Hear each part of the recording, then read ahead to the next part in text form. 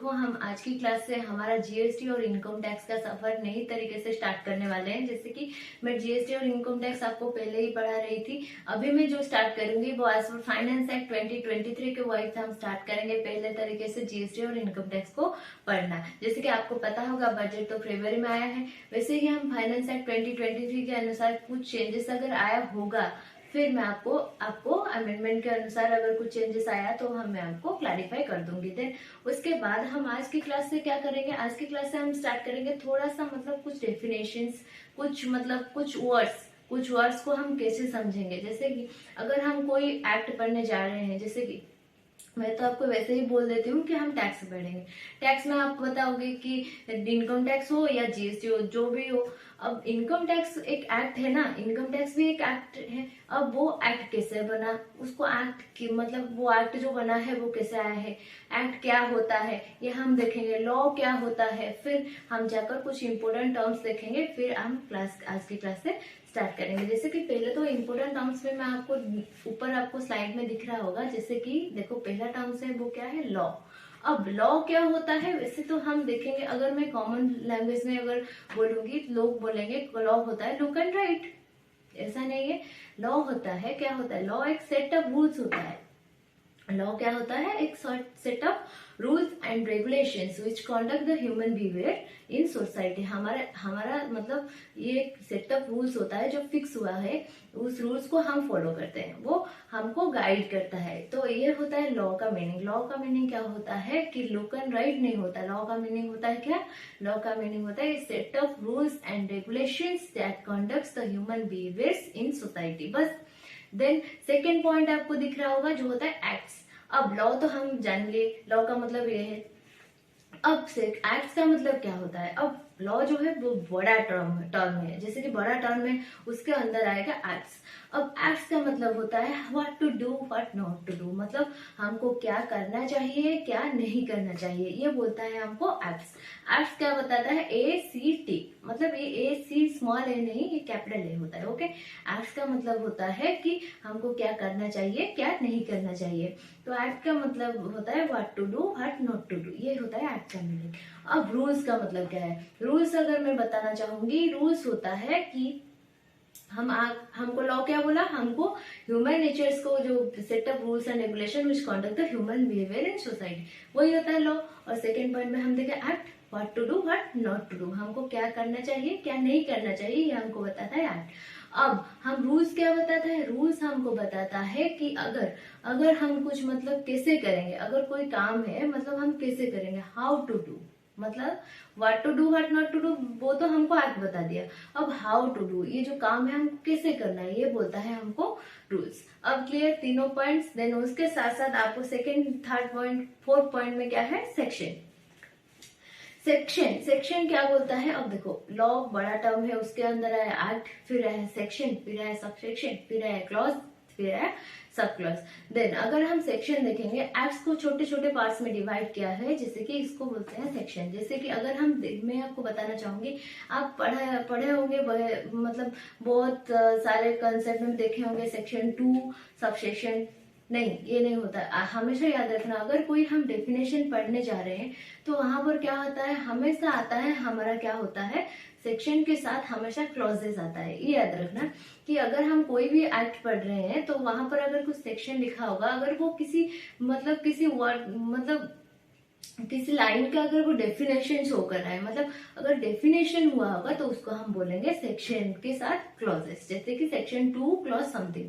अगर मैं for example company law में एक डेफिनेशन है जिसको बोलते हैं कंपनी सेक्शन 2 क्लॉज 20। यहाँ पर मैं क्या बोली, सेक्शन 2 क्लॉज 20, रादर मैं अगर यहाँ पर सबसेक्शन बोल देती तो ये गलत हो जाता, क्योंकि ये जो 2+20 है वो डेफिनेशन बताता है सेक्शन का, सॉरी डेफिनेशन बताता है कंपनी का। तो इसलिए हम पढ़ेंगे क्या, सेक्शन 2 क्लॉज 20। मतलब अगर हम कुछ डेफिनेशन पढ़ रहे हैं तो हमेशा वो स्टार्ट होगा हमारा 2 क्लॉज 20, मतलब वहां पर हमेशा याद रखना डेफिनेशन के साथ हमेशा होता है हमारा क्लॉजेस, और सेक्शन के साथ हमेशा होता है सब सेक्शन।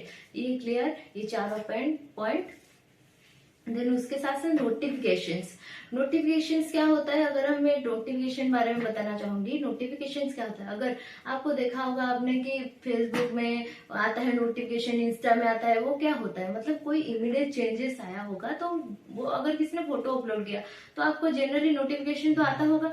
तो वही वैसे ही हमारा इनकम टैक्स में है, जैसे कि अगर कोई इमीडिएट चेंजेस आया तो उसके लिए हमको नोटिफिकेशन आता है।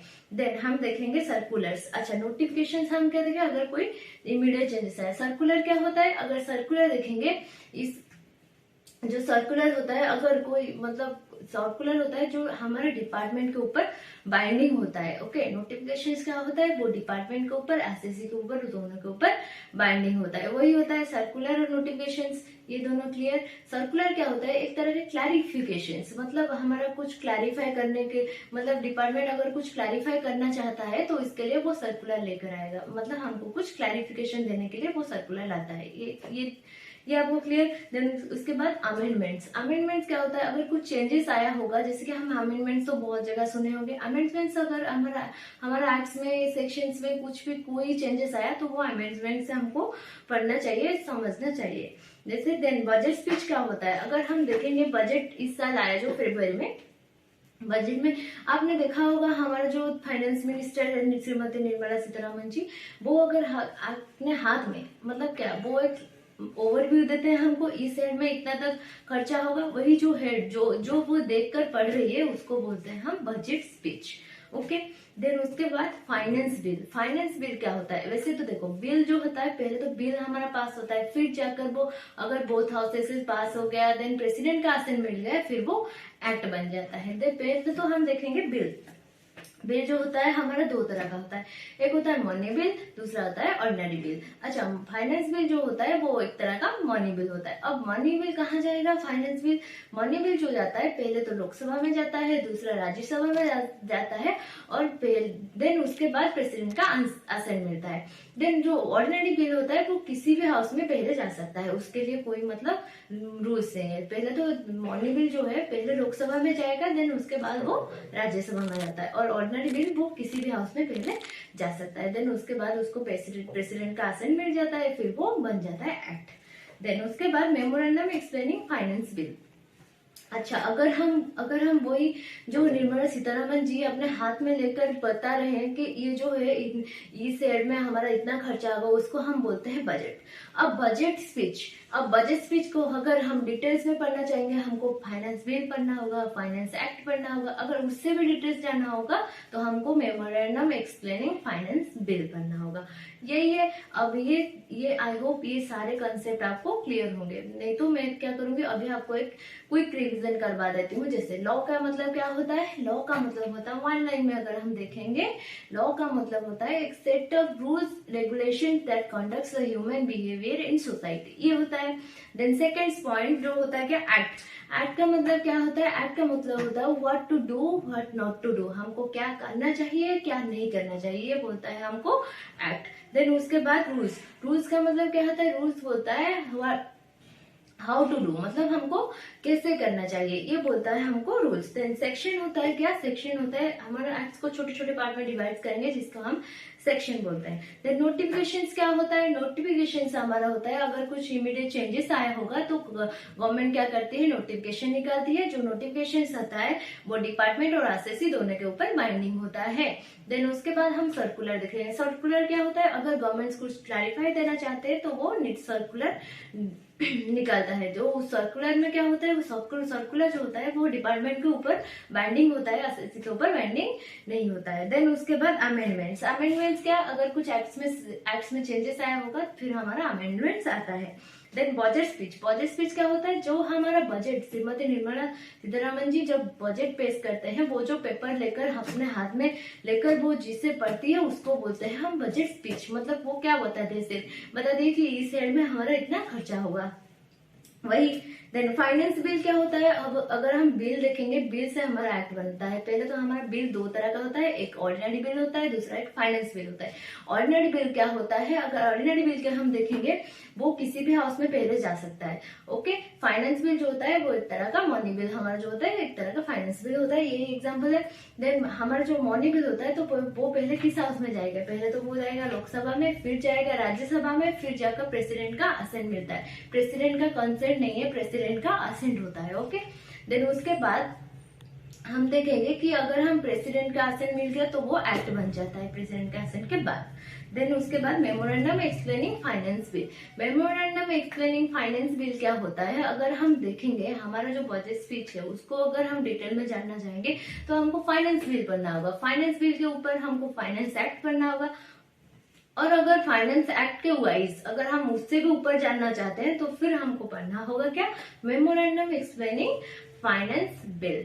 आई होप ये आपको सब पॉइंट्स क्लियर होंगे। अगर कुछ डाउट रहा तो फिर कमेंट बॉक्स में आप कमेंट कर देना, मैं रिप्लाई दे दूंगी।